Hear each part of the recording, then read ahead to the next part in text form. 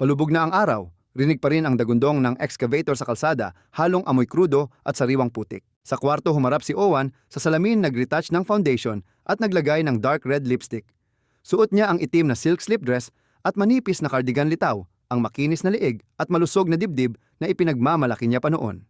38 na si Owen. Matapos ang matinding away sa asawa niya, 2 taon na ang nakalilipas, mabilis siyang pumirma sa divorce at umuwi sa lumang bahay ng magulang. Yung dating asawang mason, puro alak lang ang inatupag, tapos uuwing tulog mantika, ni hindi man lang siya kamustahin, lalo na ang ibigay ang init na hinahanap ng katawan niya. Biglang nag-vibrate ang cellphone sa vanity table. Text iyon mula kay Tang, ang panot na kontraktor sa tabing ilog. Tapos ka na ba? Nandito na ako sa kanto. Ngumuso si Owen at mabilis na nag-type. Grabe, atat na atat. Sandali lang. Sinuot niya ang high heels, kinuha ang makintab na bag at lumabas. Sakto sa bagong kalsada, ang gate nila kitang-kita sa liwanag ng poste. Palabas na siya nang makasalubong ang tsismosang kapitbahay na si Tuoy na nagtatapon ng basura. Tiningnan siya nito mula ulo hanggang paa. Saan ang rampa natin, Owen? Ngumiti lang ng tipid si Owen at inayos ang bag niya. Sa kasal ng kaibigan ko sa bayan, ate. Baka gabihin ako, pakitingin naman ng gate ko ah. Umirap si Tuoy. Kasal daw, baka makikipagkita lang sa mga matatandang may pera. Hindi na siya pinansin ni Owen at humarurot paalis. Nakaparada ang puting foreigner ni Tang sa ilalim ng puno sa kanto. Pagkakita kay Owen, binaba nito ang bintana at inilabas ang panot na ulo. Ang ganda natin ngayon, ang nakakabaliw. Sumakay si Owen at umalingaw-ngaw ang amoy ng murang pabango sa buong sasakyan. Napangiwi siya. Tama na bola, bilisan mo na. Gutom na ako. Habang nagmamaneho, inabot ni Tang ang hita ni Owen at pinisil ito sa ibabaw ng manipis na tela. Hindi lumayo si Owen, tiningnan lang siya ng malagkit. Paano ka makakapag-drive kung ganyan ang kamay mo? Ang init mo. Kasi tingnan Sino bang hindi magigigil? Yung ex-husband mo, bumabalik pa ba sa inyo? Suminghal si Owen at kinuha ang phone para mag-scroll. Para saan pa? Para murahin ko siya ng malutong. Yung lalaking puro inom at tulog lang. Ang alam, mabuti pang mawala na sa paningin ko. Ako na lang ang babawi sa'yo. Matagal ko nang gusto yung pagiging palaban mo Humarurot ang sasakyan sa bagong sementadong kalsada, papunta sa matataas na motel sa likod mismo ng tahimik na bayan. Tumingin si Owen sa bintana, nakita ang mga palayan na napalitan na ng mga pabrika. May kakaibang init siyang naramdaman. Sa nayong ito, tinatawag siyang malanding babae pero wala siyang pakialam. Ang mahalaga lang sa kanya ay buhay siya at kailangan niyang punan ang init na nararamdaman ng buong katawan niya ngayon. Pagdating sa My Motel, pinatay ni Tang ang headlight at pumasok sa loob.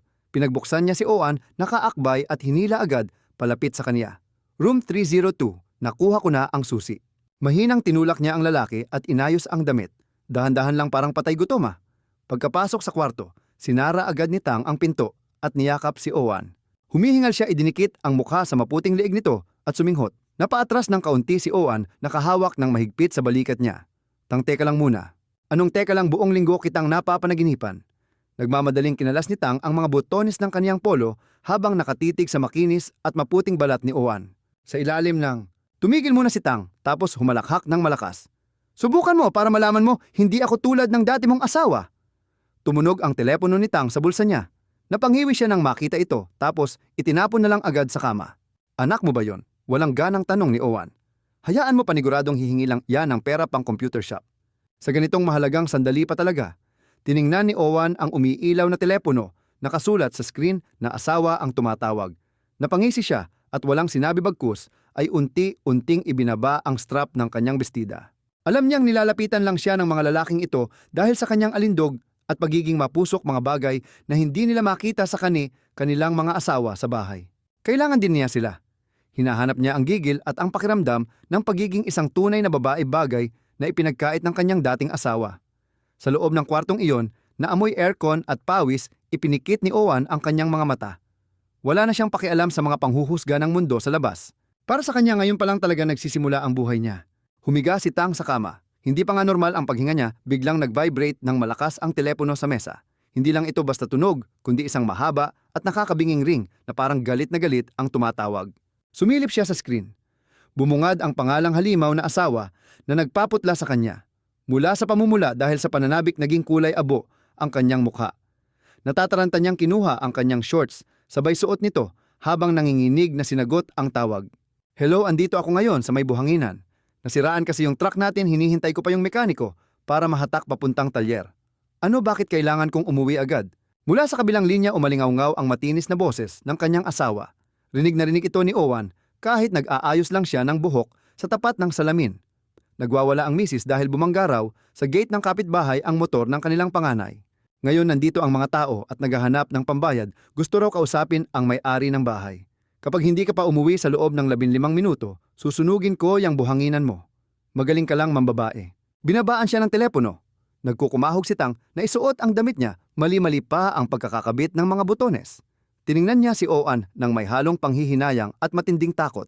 Oan, pasensya na talaga ha, may malaking gulo sa bahay ngayon. Nagwawala na ang misis ko, kailangan ko nang umalis bago pa niya ako patayin sa galit.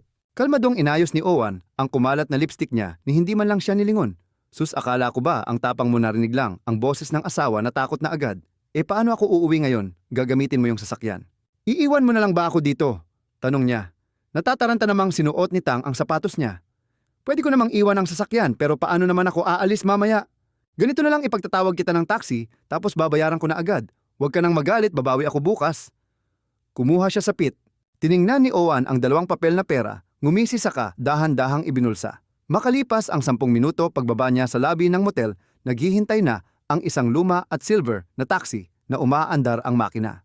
Nasa lampas 40 taong gulang na siguro ang driver. Nakasuot siya ng lumang polo shirt at may suot na sombrero na nakababa hanggang sa kaniyang mga mata. Nang makita si Owan na lumabas ng motel suot ang hapit na bestida at kitang-kita ang makikinis niyang binti habang naglalakad, kuminang ang mata ng driver. Nagmamadali siyang bumaba at binuksan ang pinto sa likod na parang atat na atat. Sakay na po, miss. Inutusan na ako ni Tang na ihatid ka hanggang sa eskinita ninyo. Pagpasok ni Owan sa kotse agad siyang nainis sa amoy ng mumurahing pabango na humalo sa matapang na usok ng sigarilyo. Umupo siya ng D4 kaya lumitaw ang maputi niyang hita mula sa maikling palda. Habang nagkakambyo ang driver panay, ang silip nito sa rearview mirror. Nakatitig lang ang mga mata niya sa binti ni Owan. Taga saang baryo ka, miss? Parang bago ka lang dito ah. 10 taon na akong namamasada rito, pero sa ganda mong iyan, ngayon lang kita nakita. Tumingin si Owan sa bintana at maikling sumagot. Diretsuhin mo lang ang kalsada hanggang Langtrong. Tumawa ang driver, hawak ang manibela, pero nakatitig pa rin ang mga mata sa salamin. Tumaas daw ang presyo ng lupa sa Langtrong, siguro mayaman ka na rin kaya kasama mo si Tang Chok. Kilala pa naman si Tang na magaling pumili ng chicks. Sa ganda mong iyan, ewan ko na lang kung hindi mabaliw yon. Nag-init ang mukha ni Owan sa narinig niya. Tumingin siya sa rearview mirror at nahuli ang manyak na titig ng driver. Hoy driver, binayaran kita para ihatid ako, hindi para magbigay ng komento. Mag-focus ka na lang sa pagmamaneho dahil sobrang dilim ng daan. Imbes na matakot, mas lumakas pa ang tawa ng driver tapos naging malandi pa ang tono niya. Ang taray mo naman mas masarap kasama ang maganda at mataray. Aminin ko nakita kitang lumabas sa motel na, yon kaya alam kong hindi ka rin basta-basta. Matanda na si Tang, sigurado akong mas masarap pa kaming mga mas bata sa kanya. Sabi ng driver habang sinadyang pumreno nang bigla pagdaan sa isang speed bump sa kalsada. Napasubsob ng konti si Owan papunta sa harap at bakat ang galaw ng katawan niya sa nipis ng suot na seda. Lumunok ng malalim ang driver tapos naging paos ang boses. Paano kung mamasyal muna tayo para magpahangin total? Mahaba pa naman ang biyahe natin. Bayad na ni Tang ang pamasahe mo, kaya hindi na kita sisingilin ng dagdag. Nakuha agad ni Owan ang palihim na gusto ng driver, pero imbes na matakot ay nakaramdam pa siya ng panalo. Alam niyang malakas ang karisma niya at ang pagkauhaw ng mga lalaki ang nagiging sandata para maramdaman niyang may mataas pa siyang halaga bilang babae. Matapos itapon ng dati niyang asawa na parang lumang basahan, hindi nagalit si Owan, bahagya lang siyang lumapit sa harap at bumulong sa mismong tainga ng driver. Pumasok sa ilong ng lalaki ang matapang na pabango niya. Saan mo ba ako balak dalhin? Magpapahangin lang ba? O may iba pa nanginig ang kamay ng driver at muntik nang gumiwang ang sasakyan sa kalsada. Nauutal siyang sumagot. Ikaw ang bahala kung saan mo gustong tagong lugar. May alam akong magandang pwesto, siguradong makakalimutan mo ang panot na si Tang dahil sa sarap. Ngumiti lang si Owan, bumalik sa upuan at nilaro ang kanyang buhok. Huwag na pagod ako ngayon, iuwi mo na lang ako sa Langtrong. Ano bang pangalan mo? Ako si Hong. Heto ang numero ko nakadikit dyan sa mismong dashboard. I-save mo na. Kung malungkot ka o kailangan mo ng kasama sa gabi, tawagan mo lang ako. Pagsisilbihan kita ng buong buo kahit hindi ka na magbayad ng pamasahe. Tiningnan ni Owan ang numero at nag-text siya gamit ang sariling telepono. Umalingaw-ngaw ang ringtone ng lalaki sa loob ng masikip na sasakyan. Ngumiti siya ng malapad na parang nakapulot ng ginto. Ayan, numero ko yan. I-save mo bilang Hong Taxi. Lumiko na ang taxi papasok sa madilim na kalsada ng baryo kung saan tanging ilaw lang ng sasakyan ang nagbibigay liwanag. Pagdating sa eskinita ni Owan, huminto si Hong pero hindi niya agad binuksan ang pinto ng sasakyan. Lumingon siya at tumitig kay Owan nang nagmamakaawa. Owan, baka naman pwede tayong mag-date sa ibang araw ah. Binuksan ni Owan ang pinto ng taxi at bumaba sa kalsada. Tumayo siya sa bintana, sinadyang yumuko para silipin ng driver ang malalim niyang cleavage at sabay kindat. Tingnan muna natin ang diskarte mo, salamat na lang, Hong. Tumalikod si Owan at pumasok sa eskinita. Rinig na rinig ang takong niya sa tuyong kalsada. Naiwan sa likod si Hong na tulala pa rin sa loob ng taxi habang pinagmamasdan ang naglalakad na bulto ng katawan ng babae. Hanggang sa mawala siya sa bakal na gate, hinampas niya ang manibela at bumulong bisit. Ang sarap talaga, napakaswerte naman ng panot na si Tang. Samantala pagpasok ni Owan sa bakuran ay bumungad ang napakatahimik niyang bahay na walang tao. Binuksan niya ang ilaw sa sala, hinagis ang bag sa sofa at tsaka malalim na bumuntong hininga. Matapos ang kalandian at ingay sa labas, bumalik na naman ang lungkot at panlalamig sa sistema niya. Pumasok siya sa banyo, nagbukas ng mainit na shower at tiningnan ang sarili sa salamin. Ang maputi niyang balat at palaban na katawan ay dapat sanang inaalagaan at hindi lang ginagamit sa palihim na kalandian sa loob ng mga motel na amoy panlinis at kemikal. Tumunog ulit ang cellphone niya at hindi ito galing kay Tang, kundi sa driver na si Hong. Nakapasok ka na ba sa loob? Hindi ko pa rin makalimutan ang bango mo. Siguradong hindi na ako makakatulog ngayong gabi. Tiningnan lang ito ni Owan at hindi na nag-reply, pero unti-unting sumilay ang ngiti sa kanyang labi. Kahit paano dito sa baryong ito, siya pa rin ang nag-iisang babaeng pinapantasiya at hinahabol ng mga lalaki. Sumikat na ang araw at dumaan sa mga dahon papasok sa bintana, kaya napapikit at nagising si Owan. Medyo nahihilo siya at parang latang-lata ang buo niyang katawan na akala mo ay hiniram lang sa iba. Dahil sa kalandian nila ni Tang kagabi at sa dami ng nainom, sumakit ang likod niya na may kasama pang pangingalay na parang kinakagat ng mga langgam. Tamad na bumangon si Owan, nag-ipit ng buhok at nagsuot ng tsinelas papuntang bakuran. Kinuha niya ang walis tingting at pilit na winalis ang mga tuyong dahon na nahulog kagabi. Habang nagwawalis, pilit niyang minasahe ang kanyang batok at pabulong na minura si Tang dahil sa sobrang kalaswaan nito. Sakto namang nagkukumpulan sa may bakod ang tsismosang kapitbahay na si Aling Tuoy kasama ang dalawa pang babae sa baryo na sina Aling Beo at Lanmom. Hawak pa nila ang mga sariwang kangkong na kinuha sa sapa habang walang humpay sa pakikipagtsismisan. Nang makita nila si Owan, tumaray si Aling Tuoy. Aba, ang sarap yata ng tulog mo ngayon ha. Tanghaling tapat na bago ka lumabas. Siguro sobrang napagod ka sa biyahe kagabi ano. Tumigil si Owan sa pagwawalis at sumandal muna sa puno. Anong napagod ate? Dahil lang to sa pabago-bagong panahon natin, kaya parang latang-lata ang katawan ko, sobrang sakit ng batok ko at halos hindi ko maitaas ang mga kamay ko. Napatango na lang si Lanmom para makisimpatya. Naku, ganyan talaga ang mga sakit nating kababaihan. Kagabi nga lang lasing na umuwi ang asawa ko at sumuka sa buong bahay, kaya naglinis pa ako hanggang 2:00 ng madaling araw.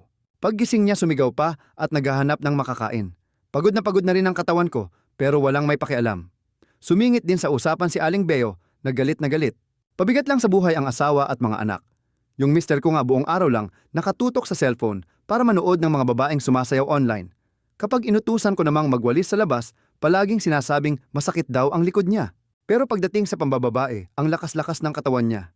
Minsan gusto ko na siyang palayasin para tapos na ang problema ko. Nang marinig ito, mahinang napangiti si Owan.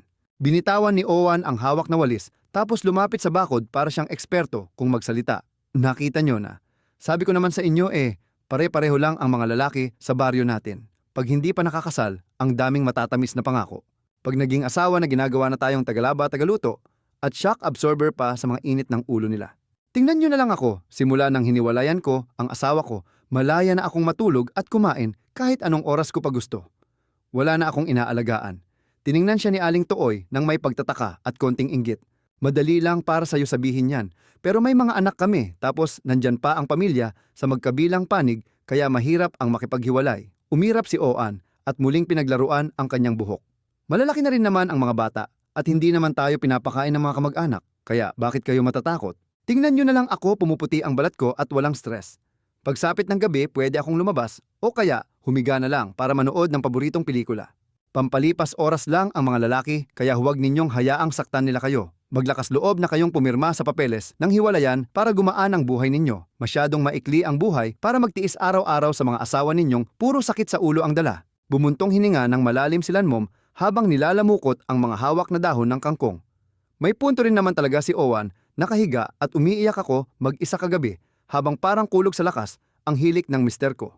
Nakakaawa na lang talaga ang kapalaran nating mga babae minsan. Humirit pa si Owan ng diretsahan. Iwanan nyo na kasi. Natatakot ba kayong mabuhay nang walang asawa? Ang daming pwedeng puntahan at lalong maraming kalalakihan na maghahatid sa inyo. Tingnan niyo ako, umuwi ako ng nakataksi kagabi tapos pilit na hiningi ng driver ang numero ko. Pinangakuan pa ako na ilalabas daw niya ako at ililibre sa lahat. Maganda ako may karapatang pumili bakit ko ikukulong ang sarili ko sa kusina para pagsilbihan ang mga walang kwentang asawa. Pagkarinig ng mga kapitbahay kay Oan, natahimik sila at napaisip ng malalim. Para bang nagtanim ng palihim na paghihimagsik ang mga salita niya sa kanilang puso. Tiningnan ni Oan ang reaksyon nila at palihim na nagdiwang. Pumasok siya sa bahay at may pahabol pang sinabi. Sige, nahihiga muna ako para mawala ang ngalay sa balikat. Pag-isipan niyo yan, unahin niyo ang sarili niyo. Pagpasok niya, pabagsak siyang humiga sa sofa. Masakit pa rin ang balikat pero tuwang-tuwa siya sa mga sinabi niya. Kinuha niya ang cellphone at nakitang may 3 missed calls mula kay Kalbong Tang at isang bagong mensahe galing kay Hong na taxi driver. Gising ka na ba, Oan? May biyahe ako papuntang bayan mamayang hapon. Gusto mo bang sumabay sa akin? Susunduin kita agad. Ngumisi lang si Oan habang nag-scroll sa screen. Nag-iisip kung sino ba ang pipiliin niya para mamayang hapon, yung matandang kontratista ba o yung bolerong driver.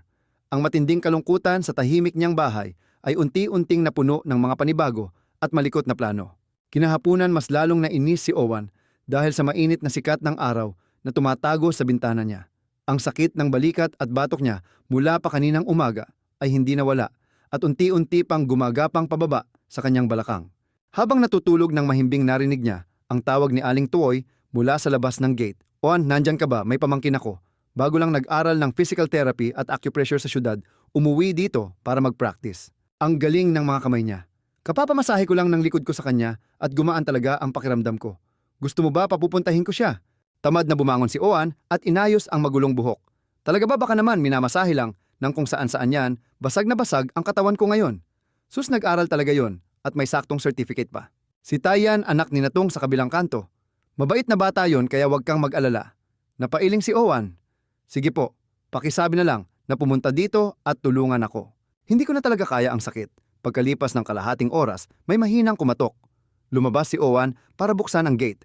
Tumambad sa kanya ang isang matangkad na binata moreno pero napakaliwalas ng mukha, lalo na ang malalaking mata at makakapal nitong kilay. Nakasimpleng puting t-shirt lang si Tay at may nakasukbit na maliit na bag ng mga gamit pang masahe sa kanyang gilid. Tumingin siya kay Oan. Bahagyang natigilan nang makita itong nakasuot ng manipis na spaghetti strap top na nagpapakita ng mapuputing balikat at napakaikling shorts na naglalantad ng malalambot nitong hita. Hello po, magandang hapon po, Oan. Sabi po ni Aling Tuoy, masakit daw ang balikat nyo kaya nandito ako para tumulong. Ngumisi si Oan, mabilis na tiningnan ang binata mula ulo hanggang paa. Atin na lang ang itawag mo, parang ang tanda ko naman doon. Pasok ka sa loob. Naiilang na pumasok si Tay. Medyo nahilo siya sa matapang na amoy ng pabango ni Oan na humalo sa amoy ng insenso sa sala. Tinuro ni Oan ang mahabang sofa. Dito mo na ba gagawin? O kailangan pa nating pumasok sa kwarto para mas tahimik? Opo, dito na lang po, pwede na. Dumapa po kayo para ma-check ko ang mga pressure points sa liig nyo. Dumapa si Oan sa sofa at mas lalong lumitaw ang malalambot niyang kurba dahil sa manipis na telang suot niya. Lumuhod si Tay sa tabi niya. Ang malalaki at maiinit niyang kamay ay dumampi sa balikat ni Oan. Dumiin siya ng bahagya, medyo nanginginig ang boses. Ang tigas po ng mga kalamnan nyo, siguro sa maling upo o laging puyat. Oo, hirap kasi akong matulog ngayon. Lakasan mo lang ang diin, kaya ko naman ang sakit. Nagsimulang gumalaw nang may tamang kumpas ang mga kamay ni Tay. Ang mahahaba pero malalakas niyang daliri ay mariing bumaon sa mga pressure points. Napadaing ng mahina si Oan. Hindi niya tiyak kung dahil ba sa sakit o sa kakaibang init ng haplos ng ganitong kabatang lalaki. Ang init ng mga kamay mo. Nakakapagod siguro ang trabahong ganito, lumingon si Oan at tinapunan si Tay ng nakakaakit na tingin. Yumuko si Tay, nagsisimulang pagpawisan ang kanyang noo. Sanay na po ako pero ang puti at lambot kasi ng balat nyo. Baka magkapasa kayo pag napalakas ang diin ko. Humalakhak si Oan sabay baba ng boses niya. Ang bolero mo naman. May iba ka pa bang kayang masahihin bukod dito sa balikat ko? Natigilan si Tay, huminto ang mga kamay niya sa baywang ng babae. Oan, napatingin siya sa ibaba. Nakita niya ang maputing balat at mabigat na paghinga ng babaeng nagiinit. Ang kawalang. Tumihaya si Oan, inikot ang dalawang braso sa leeg ni Tay at hinila ang binata palapit sa mukha niya. Ang sakit pa rin ng katawan ko. Tanggalin mo na yung ngalay ko, sige na. Hindi ka naman lugi sa akin. Nautal man si Tay, hindi niya maialis ang paningin sa umbok ng dibdib na nasa mismong harapan niya. Ate Oan, hindi pa po. Kung hindi pa, edi tuturuan kita ngayon. Tahimik ang buong sala. Tanging ugong lang ng aircon at malalim na paghinga nilang dalawa ang maririnig. Makalipas ang halos isang oras, Naupo si Tai, namumula ang mukha at nagmamadaling sinuot ang kanyang damit. Si Oan naman ay nakahiga lang sa sofa, pinaglalaruan ang strap ng bra, sariwa at masigla ang mukha. Tuluyan nang nawala ang tamlay niya kaninang umaga. Aligagang kinuha ni Tai ang gamit niya pabulong na sinabing, "Ate, kwentahin ko na po yung bayad." Sabi ni Tuoy, presyong kaibigan daw. Umupo si Oan, inayos ang buhok na may sobrang tamis ng ngiti. "Wala nang bayad ito. Pinagaan mo ang pakiramdam ko. Isipin mo na lang, may utang akong 1 libreng masahe sa'yo. Mula ngayon kapag libre ka, pumunta ka lang dito. Ako na ang bahala sa'yo para hindi ka na nagpapakapagod kamamasahe sa mga matatanda sa baryo." Tiningnan ni Tai si Owan, tapos napatingin sa sariling mga kamay at marahang tumango. "Sige po, text nyo lang ako. Kapag kailangan nyo ng tulong, hindi ko na po kayo sisingilin." Hinatid ni Owan si Tai sa labas at palihim pang naglagay ng pera sa bulsa ng binata, pambili ng maiinom. Pinagmasdan ni Owan ang paglayo ng binata hanggang sa mawala ito sa likod ng mga kawayan. Napangiti siya. Ang pinakamabisang gamot pala sa kanyang kalungkutan at sakit ng katawan ay ang mismong nagmamaliyab na init ng kabataan. Pagpasok niya sa loob, kinuha niya ang cellphone at binura lahat ng text ni Tang Truck at Hung Taxi. Dahil ngayon, meron na siyang doktor para sa mahahaba at malulungkot niyang gabi.